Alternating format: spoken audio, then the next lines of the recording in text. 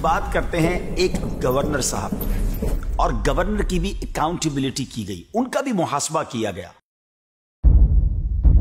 وہ کون گورنر تھے اور گورنر کا محاسبہ کرنے والا کون تھا؟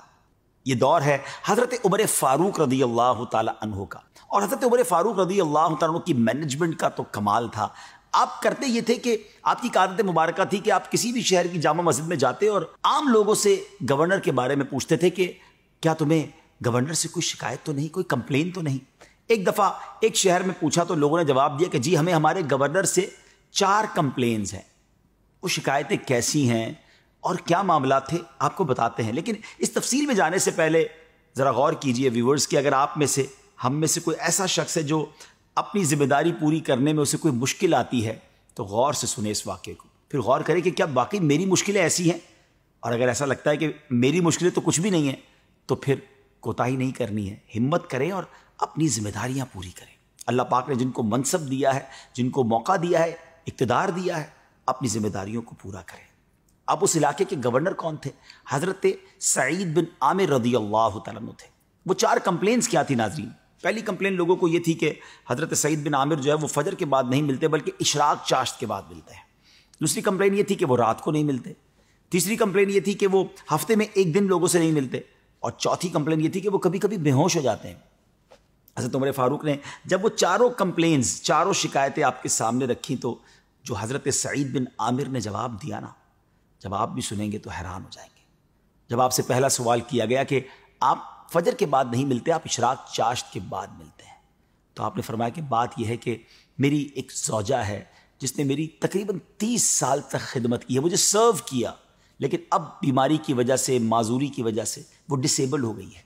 اور اب میں نماز فجر کے بعد ان کے لیے ناشتہ بناتا ہوں، ان کی کچھ خدمت کرتا ہوں اور ان کے کپڑے بھی دھوتا ہوں، اور اس کے بعد میں لوگوں سے مل پاتا ہوں، اس لیے مجھے تھوڑی سی تاخیر ہو جاتی ہے۔ دوسری کمپلین لوگوں کو تھی کہ آپ جو ہے وہ ہفتے میں 1 دن نہیں ملتے، تو آپ کہتے ہیں کہ اے امیر المومنین، میں گورنر ضرور ہوں مگر ساتھ غریب بھی ہوں، میرے پاس پہننے کو یہی ایک جوڑا ہے، میں ہفتے میں 1 دن اس جوڑے کو دھوتا ہوں پھر اسے سکھاتا ہوں، اس لیے لوگوں کے سامنے نہیں آ سکتا، اس لیے میں ہفتے میں 1 دن لوگوں سے نہیں مل پاتا۔ تیسری شکایت جو ہے کہ میں رات کو نہیں ملتا، تو حضور اب میری عمر زیادہ ہو گئی ہے، داڑھی کے بال سفید ہو گئے ہیں، اور مجھے ڈر لگتا ہے کہ کہیں اللہ کی بارگاہ میں قیامت کے دن پکڑا نہ جاؤں، تو میں رات بھر اللہ کی عبادت کرتا ہوں، سارا دن تو مخلوق کے ساتھ ہوتا ہوں مگر رات میں نے اللہ کے لیے وقف کر دی ہے، وہ رات اللہ کی عبادت میں، گریہ وزاری میں، دعاؤں میں گزارتا ہوں تاکہ رب کریم میری بخشش فرما دے۔ لوگوں کی آنکھوں میں آنسو آ گئے، لیکن پھر بھی سوال کیا گیا کہ حضور یہ چوتھی جو وجہ ہے وہ کیا ہے کہ آپ اچانک بے ہوش ہو جاتے ہیں؟ تو آپ فرماتے ہیں کہ میری عمر 40 سال ہو گئی ہے، اور کبھی کبھی مجھے اپنے 40 سال کی زندگی کے بارے میں غور کرتا ہوں تو 40 سال کے گناہ یاد آتے ہیں کہ میں نے 40 سال میں نہ جانے کتنے گناہ کیے ہوں گے، اور قیامت کے دن کہیں میں رسوا نہ ہو جاؤں، تو اس لیے وہ یاد کر کے اس خوف کے عالم میں بے ہوش ہو جاتا ہوں۔ اب ذرا غور کیجئے ناظرین کہ یہ ہے اللہ والوں کی شان۔ سیدنا امیر المومنین حضرت عمر فاروق کی بارگاہ میں آپ نے پھر یہ عرض کیا کہ اے امیر المومنین، ان شکایتوں کے نتیجے میں جو میری سزا بنتی ہے وہ مجھے آپ دے دیں۔ حضرت عمر رضی اللہ تعالیٰ عنہ کے ہاتھ اٹھے اور رب سے التجا کی کہ یا اللہ، اس طرح کے کچھ اور گورنر مجھے عطا کیے جائیں، مجھے ان پر فخر ہے۔ ناظرین سوچئے، ایسے بھی گورنر گزرے ہیں، خوف خدا والے، اللہ کی یاد میں رونے والے، غربت کی زندگی گزارنے والے،